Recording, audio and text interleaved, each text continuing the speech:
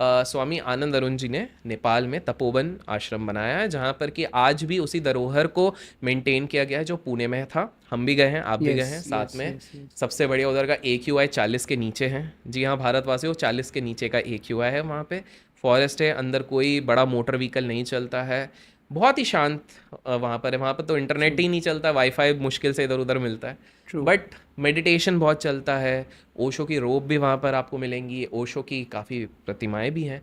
तो स्वामी आनंद अरुण जी 55 वर्ष से ओशो के शिष्य, ओशो का मैसेज आज तक स्प्रेड कर रहे हैं। वो आज भी कहते हैं कि मैं एक लर्नर हूँ, मैं वो नहीं हूँ।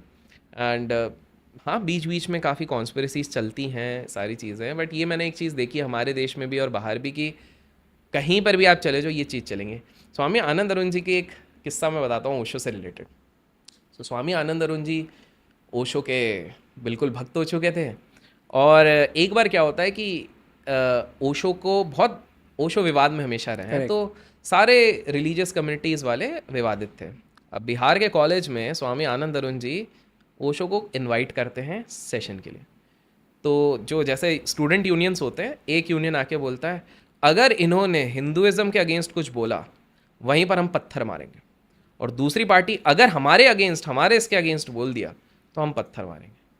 अब आनंद अरुण जी तब कॉलेज, यंग, टेंशन में, कि बोले पैम्पलेट बांट दिया, सबको बांट दिया भाई, अब वो गड़बड़ ना हो जाए, प्लस मेरे गुरुदेव आ रहे हैं उनको वो नहीं हो। ओशो आते हैं और सब ने ये बोला था 15 मिनट सुन के चले जाएंगे। बढ़िया 1.5-2 घंटे का सेशन देते हैं, सब लोग उधर बैठे हुए हैं, सब लोग एट द एंड उनका ऑटोग्राफ ले रहे हैं। तब तो सेल्फी का ज़माना नहीं, ऑटोग्राफ ले रहे हैं और निकल गए।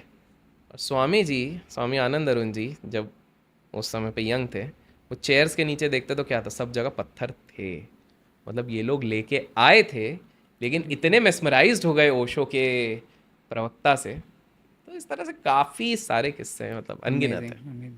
अगर आपको कोई ऐसी दो या तीन चीज़ ओशो की लर्निंग शेयर करनी हो कि भाई ये लर्निंग जो आपका एकदम माइंड चेंज देखिए कर दिया ओशो हो। की 3 चीज़ें हमें हमेशा याद रखनी चाहिए। पहला, हमेशा प्रेजेंट में रहो। पास्ट को हम चेंज नहीं कर सकते हैं, फ्यूचर के बारे में किसी को भी नहीं पता है, तो प्रेजेंट में जियो। खाना खा रहे हो तो खाना खाओ, किताब पढ़ रहे हो तो किताब पढ़ो, पॉडकास्ट देख रहे हो तो पॉडकास्ट देखो। 10 चीज़ें एक साथ मत करो, करेक्ट। दैट इज़ पहला। दूसरा, किसी भी इंसान को अपना लेवल अगर बढ़ाना है तो उसका एक ही तरीका होता है, ध्यान। वो हमेशा कहते रहे कि शीला इसलिए इवॉल्व नहीं हो पाए बिकॉज उसका ध्यान में इंटरेस्ट नहीं था। She was a good manager and administrator, but वो ध्यान नहीं करती थी। शीला तो अगर कौन? आप, शीला उनकी सेक्रेटरी थी। इस पे अगर हम बात करेंगे तो लोग अगर कहेंगे शीला शीला लिख देंगे तो हम अगले पार्ट पे उधर भी बात कर हंड्रेड लेंगे। परसेंट हंड्रेड तो परसेंट माँ शीला ध्यान नहीं करती। तो ध्यान is the way through which you can evolve. Meditation is the way. इसी के लिए कुंडलिनी मेडिटेशन इनका अलग होता है, और वो वाला मेडिटेशन जो हमने बात करी वो अलग होता वो है। अलग होता है। कुंडलिनी ओके। होता है, डायनेमिक मेडिटेशन होता है, नाद ब्रह्मा होता है, बहुत सारे तरह तरीके का मेडिटेशन होता है।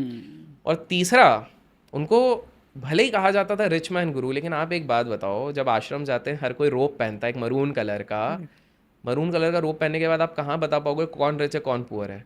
तो बेसिकली वो वाली पार्शियलिटी नहीं करते थे। इट इज़ जस्ट दैट उनके मैसेजेस इतने प्रोग्रेसिव रहते थे कि छोटी सोच वाले उसको समझ ही नहीं पाते थे, बड़े सोच बड़े लोग उसको समझते थे, इसलिए वो आके उनके भक्त बन जाते थे।